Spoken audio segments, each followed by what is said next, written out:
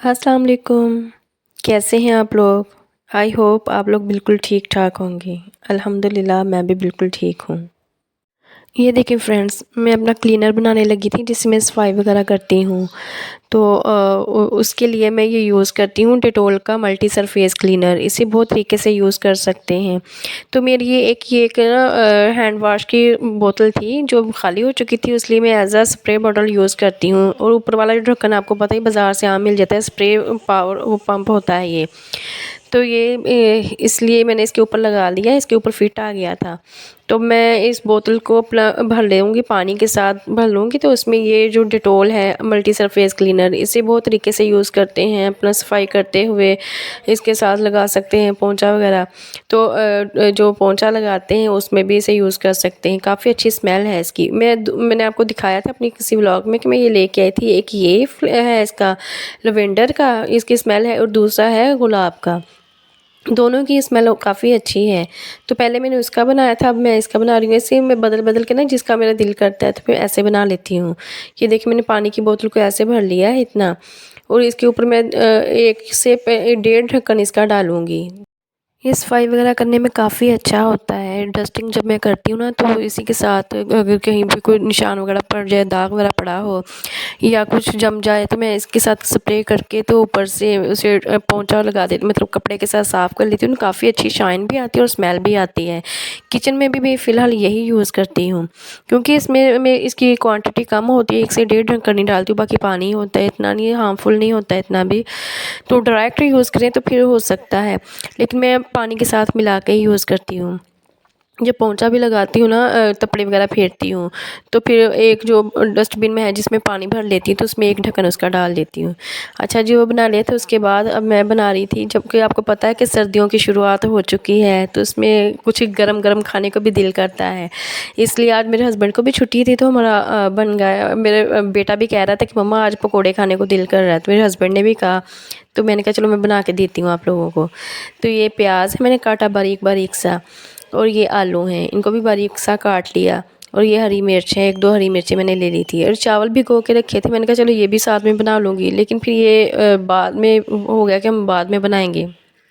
जो पकोड़े बहुत तरह से बनते हैं, पालक के भी बनते हैं, और भी लोग मुख्तलिफ़ तरह से बनाते हैं, लेकिन ये में आलू, प्याज और मेन चीज़ ये जो होती है हरी मिर्च, ये 3 चीज़ें ही होती हैं। बाकी इसमें जो चीज़ें डलती हैं मैं आपके सामने मसाले वगैरह डालूँगी। तो आलू भी डाल दिए मैंने, प्याज डाली और हरी मिर्च में इसमें डाल दी है। उसके बाद मैं डालूँगी इसमें अनारदाना। अनारदाना पकौड़ों में बहुत मज़े का लगता है। एक अनारदाना और एक जो होता है ना सूखा धनिया, इससे बहुत अच्छा फ्लेवर आता है पकौड़ों वगैरह में ख़ास तौर पे। तो मैं थोड़ा-सा अनारदाना डाल दूँगी, 1 से 1.5 चम्मच के करीब। ये डालने के बाद फिर उसके बाद मैं स्पाइसेस डालूँगी। क्या-क्या डालती हूँ फिर मैं आपको बताती हूँ, दिखाती हूँ। उसके बाद मैं डालूँगी ये सूखा धनिया। सूखा धनिया मैं 2 चम्मच डालूँगी भर के, क्योंकि ये मतलब काफ़ी अच्छा लगता है इसका। और मैं इसे हाथ से क्रश करती हूँ, पीस के नहीं डालती हूँ, ना मैं बिल्कुल साबुत डालती हूँ।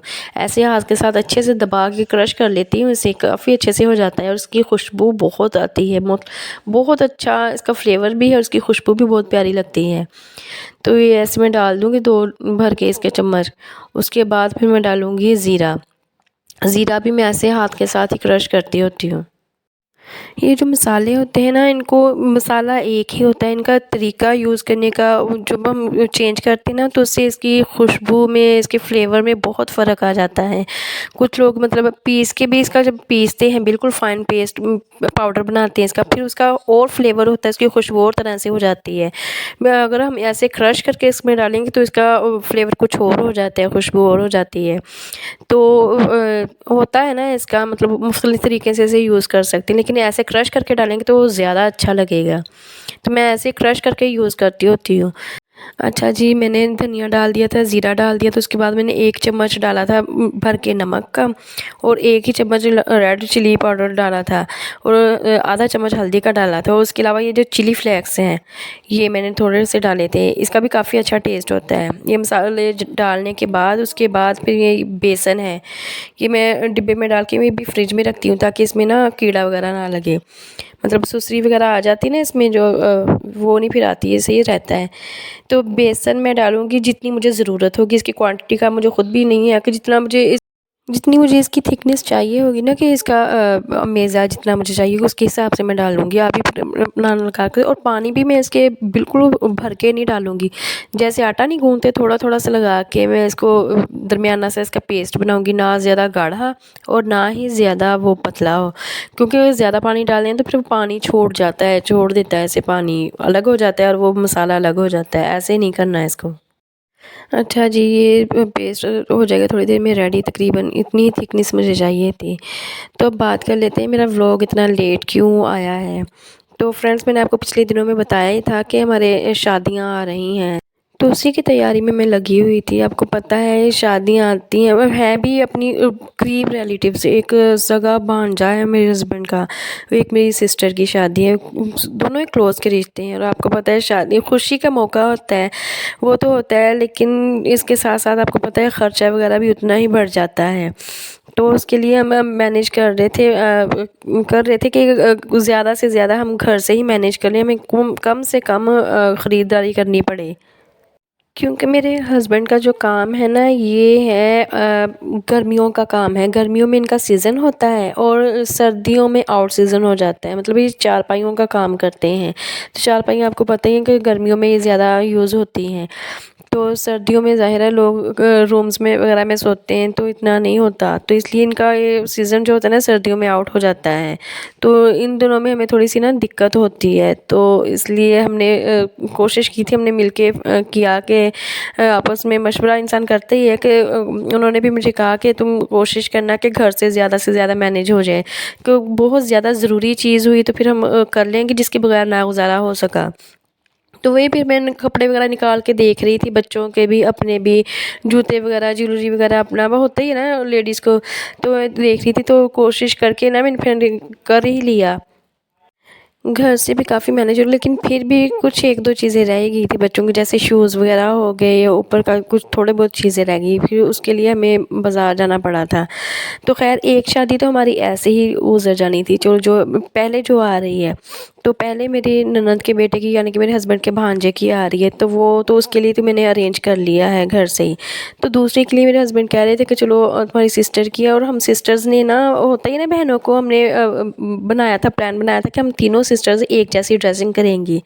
तो उसके लिए फिर मेरे हस्बैंड कह रहे थे कि चलो मैं तुम्हें ना ले दूँगा कपड़े वगैरह।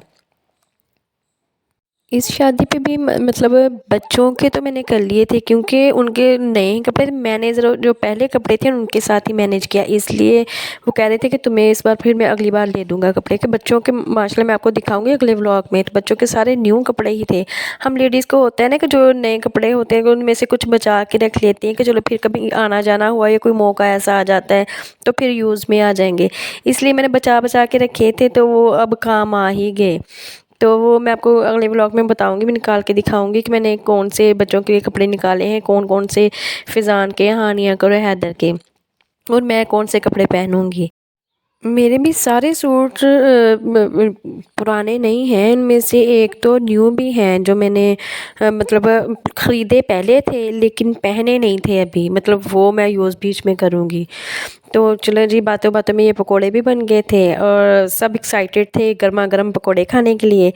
तो हमने कुछ बच्चों ने रोटी के साथ भी खाए थे, सालन भी था उसके साथ भी खाए थे, लेकिन हमने ज़्यादातर वैसे प्लेट में सैलेड डाल के, पकोड़े डाल के और चटनी डाल के, इसका जो चाट होती है ना, ऐसे बना के खाए, बहुत मज़ेदार बने थे।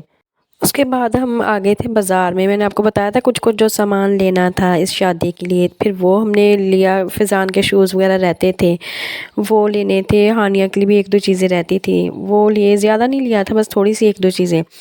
तो फ्रेंड्स, आज का व्लॉग बस यहीं तक था। आप लोगों को कैसा लगा कमेंट करके ज़रूर बताइएगा। बहुत जल्द मिलेंगे आइंदा एक नए व्लॉग में। तब तक के लिए अल्लाह हाफ़िज़। Thanks for watching.